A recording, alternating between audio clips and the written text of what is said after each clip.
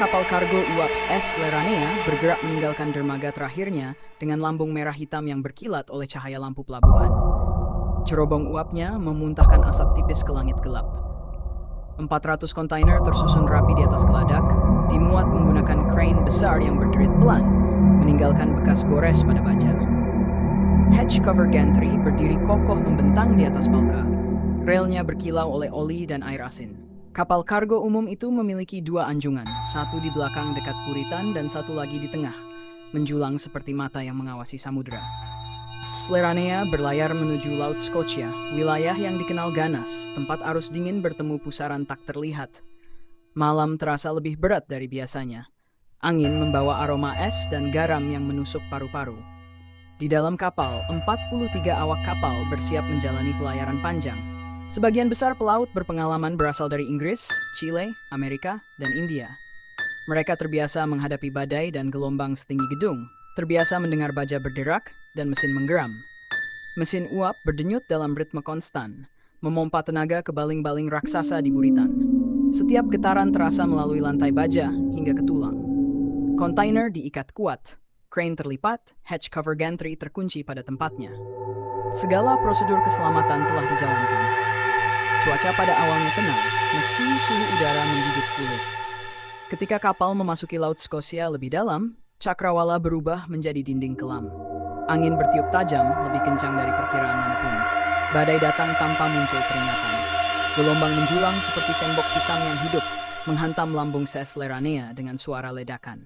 Kapal mulai bergoyang keras, rantai kontainer menegang, baja mengerang panjang.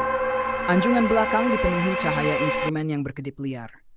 Kompas bergetar, jarum penunjuk berputar aneh. Radar memantulkan bayangan samar yang bergerak di bawah permukaan, seolah ada massa besar mengikuti kapal dari kedalaman. Awak kapal mencoba menstabilkan arah, mengatur kecepatan mesin, menjaga haluan tetap menembus ombak. Gelombang berikutnya menghantam lebih kuat. Kapal miring ke kanan seolah ada sesuatu menekan dari bawah. Kemiringan bertambah perlahan lalu semakin tajam. Kontainer di sisi kanan bergeser beberapa sentimeter, suara gesekan baja melengking menusuk telinga. Baut pengikat menjerit di bawah tekanan luar biasa.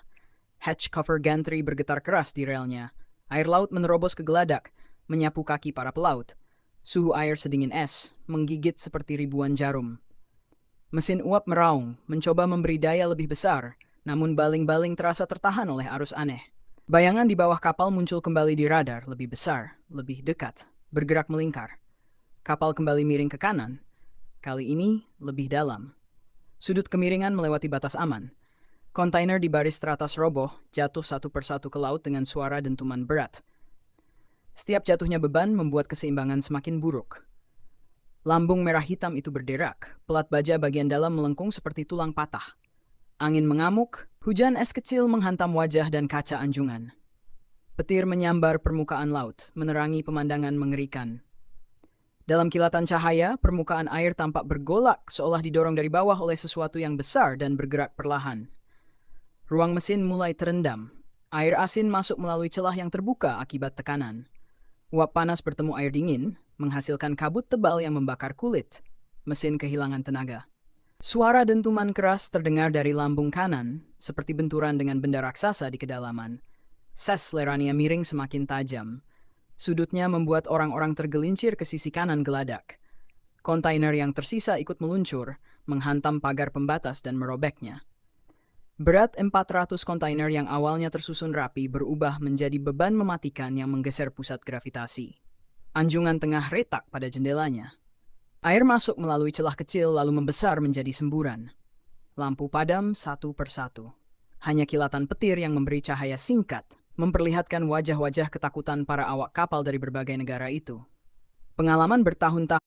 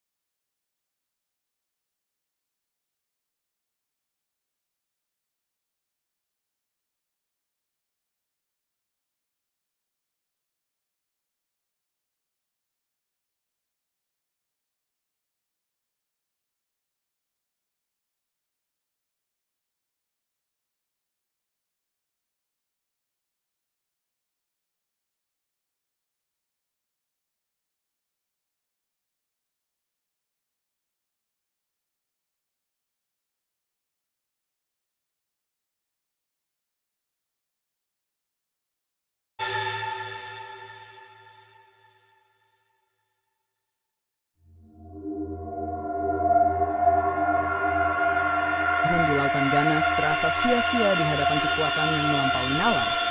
Kapal akhirnya mencapai titik kritis.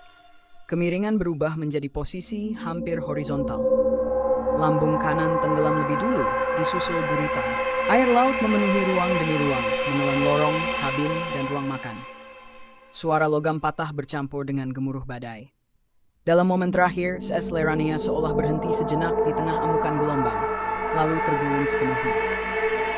Lambung merah hitamnya yang dulu gagah kini terbalik, memperlihatkan bagian bawah yang jarang terlihat mata manusia. Udara yang terperangkap keluar dalam gelembung besar, naik ke permukaan seperti napas terakhir. Bangkai kapal terguling dan perlahan tenggelam ke dasar Laut Skosia. 43 awak kapal hilang bersama kapal mereka, terkubur dalam kegelapan dan suhu buku. Badai mereda secepat kedatangannya, meninggalkan permukaan laut yang kembali tampak tenang, seolah tragedi barusan gak pernah terjadi. Di dasar laut, SS Lerania beristirahat dalam posisi terbalik. Kontainer-kontainernya tersebar di sekitar bangkai seperti peti mati besi. Hatch cover gantry terlepas dari rel dan tergeletak miring di pasir laut. Arus dingin Scotia terus mengalir melewati lambung yang pecah, menghasilkan suara samar menyerupai rintihan. Para nelayan yang melintas bertahun-tahun kemudian melaporkan kompas mereka berputar aneh di koordinat itu. Radar kapal modern menangkap bayangan besar bergerak di sekitar bangkai. Sebagian orang menganggap gangguan magnetis biasa, sebagian lain memilih menjauh. Malam tertentu, ketika kabut turun tebal, permukaan laut di atas lokasi tenggelamnya SS Lerania bergolak ringan. Air berputar membentuk lingkaran kecil, lalu hilang kembali. Seolah sesuatu di bawah sana masih bergerak, menjaga bangkai kapal dan 43 jiwa yang terperangkap di dalamnya. Laut Scotia menyimpan rahasia itu dalam dingin abadi. Kapal kargo uap yang dulu membawa 400 kontainer dan awak berpengalaman kini menjadi legenda kelam, cerita yang membuat pelaut veteran sekalipun merasa dada mereka sesak. Setiap kali angin tajam berhembus dari selatan, terdengar gema samar logam berderak, mengingatkan bahwa malam ketika SS Lerania tenggelam, samudra menunjukkan kekuasaan yang membuat manusia terlihat kecil dan rapuh. Seolah keberanian dan pengalaman gak pernah cukup menghadapi kedalaman yang menyimpan sesuatu jauh lebih tua dari badai manapun.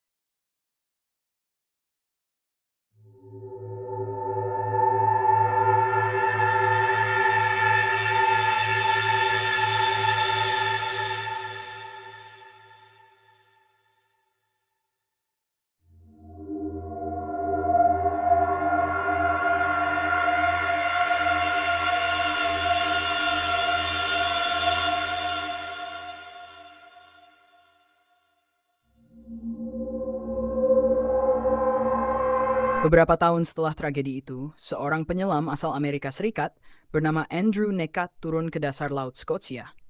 Kapal Riset Line Ocean berhenti tepat di koordinat tenggelamnya S. Lernaea. Malam itu, angin berhembus dingin, menusuk hingga ke tulang, sementara gelombang kecil memukul lambung kapal Riset dengan ritme pelan.